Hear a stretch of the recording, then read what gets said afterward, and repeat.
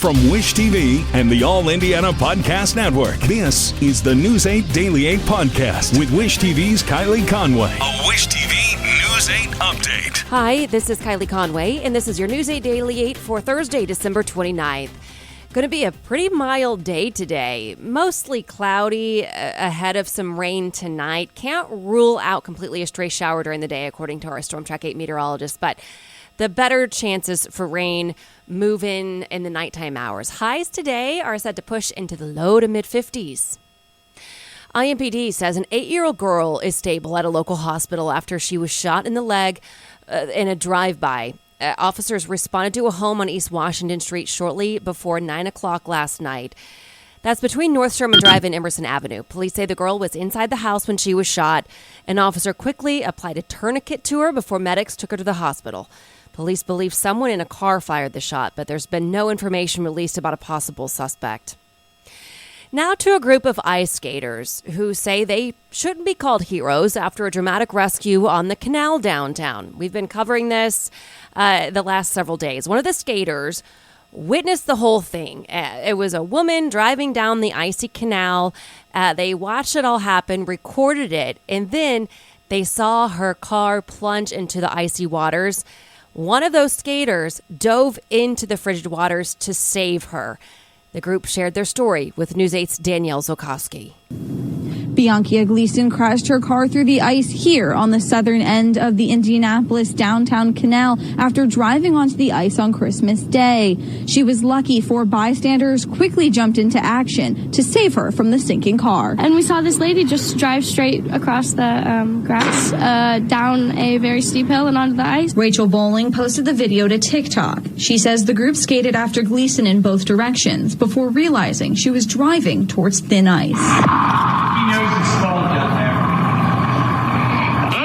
And when we got there, she had fallen through, like her car had sunk through, and she had probably been in the car about a minute when Jacob got to her. Bowling says her 31-year-old uncle, who only wishes to be identified as Jacob, was the one to dive in to save Gleason. He did not want to speak on camera, but told News 8, "I didn't feel like it was much of a risk. I was going to be cold for a minute, and then we were going to go inside somewhere." Bowling says this is just who Jacob is. He's got to do it, and he would not have had it any other way. In order to rescue Gleason, Jacob had to get off the ice and run across the concrete to jump back in the water. He skated up to where her car had fallen through, hopped up on the concrete, and then just plunged in by her driver's side door. Skates and all. Skates and all. And he was still wearing the skates when he got out. There have been some discrepancies about where Gleason entered the canal. She told authorities she entered by the Colts Canal play space, but these eyewitnesses say she actually drove down this hill after driving through the parking lot behind the Kurt Vonnegut Museum. There were tire tracks on the hill before the warm weather melted the snow. There was no medians that were blocking her way down. I don't think she meant to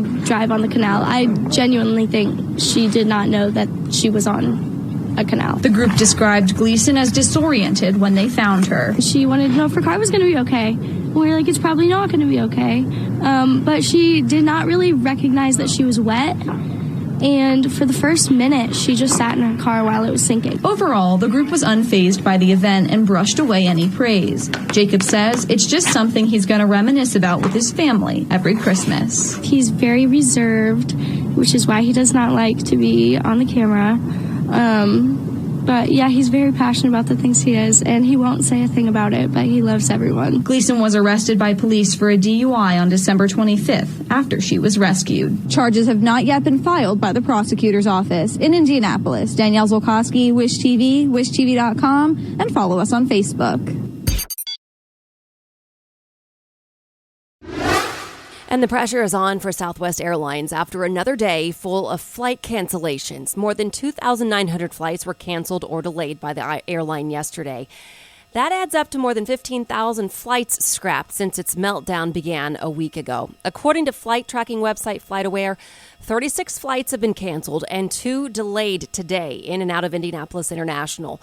Southwest says relief is still days away and that it's running on a reduced schedule until the new year. The company's struggles come as other airlines and American Airlines and United say that they've recovered from the recent storm and they're now putting price caps on travel to and from select cities to help get Southwest customers home. If your flight was canceled, we've made a list of tips for you on wishtv.com. You'll find this story in the As Seen On section there. You'll see steps to rebook your flight under another airline, find out if you're entitled to compensation, and more. The January 6th House Select Committee says it's withdrawing its subpoena of former President Donald Trump. That's according to a letter sent to Trump's attorney from Chairman Benny Thompson. Thompson says the committee can no longer pursue the information covered by the subpoena because the investigation is ending. The committee initially subpoenaed Trump in October for documents and testimony, but he never complied. He instead sued the committee to block the subpoena. Trump has already been referred by the committee to the Justice Department for potential criminal prosecution on 4 separate charges. To the war in Ukraine, several regions in the country, including its capital, Kyiv, could be without power after a Russian missile attack. According to an advisor for Ukraine's president, Russia launched more than 120 missiles. Authorities say some of the missiles were intercepted. No casualties have been reported so far. Authorities in multiple regions say they shut off electricity to minimize damage to critical infrastructure if they were hit. Earlier this month, the U.S. agreed to send the Patriot missile system to the country to boost Ukraine's defense. A nursing shortage in the state of Indiana has healthcare advocates pushing for a change in legislation. The Indiana Hospital Association says the state is short about 4,300 nurses. It says a big part of that is Indiana's nursing license reciprocity laws. Licensed nurses who move here from other states often need a month or more just to get their paperwork approved. Current law does let unlicensed healthcare workers get temporary licenses quickly, but that's only good as long as the federal COVID-19 emergency declaration lasts. The association wants a more efficient licensing process. Association President Brian Tabor says he's not aware of any draft legislation on the reciprocity issue, but lawmakers do return to the State House on January 9th. And a business headline, starting with your winter heating bills. Wholesale power prices surged more than 6,000% in parts of the country during the worst of the recent brutal cold snap. Americans are likely to face significantly higher winter heating costs once the bills get mailed out. Power prices spiked during the storm in part because demand came in way higher than several U.S. grid operators had forecast. Carvana has a make-or-break year ahead. The online used car seller's stock has lost more than 98% of its value this year. It had become the place where consumers went to buy or sell a used vehicle. The company's business model worked with an economy that had moved online due to the restrictions to limit the spread of the pandemic. Southwest stock was down another 5% Wednesday as the stock continues to slide this week. Investors are bailing on Southwest shares as the airline strands passengers at airports and faces government scrutiny. Google workers are dreading mass layoffs. The employees around the world are bracing for job cuts after Meta and Amazon cut workers. Tech companies are cutting jobs after lots of expansion during the pandemic. The average price of champagne reportedly rose from $50.09 to $55.58 from 2021 to 2022. Wine Spectator senior editor issued a warning for partygoers just days before New Year's Eve, urging consumers to stock up now with prices as they are. The largest contributing factor to rising costs remains to be supply chain problems. All right, and finally, tomorrow is the final Mega Millions drawing of 2022 with a jackpot of $640 million. This is the 5th time the jackpot has broken $600 million in more than 20 years. Watch for the winning numbers tomorrow night. This has been your News 8 Daily 8 for Wish TV. I'm Kylie Conway. Online at wishtv.com and follow us on Facebook when you search Wish TV. This is the News 8 Daily 8 podcast with Wish TV's Kylie Conway. A Wish TV News 8 update on demand for even more on demand and on the go. Connect with Wish TV on Facebook at wishtv.com and on the free Wish TV mobile app.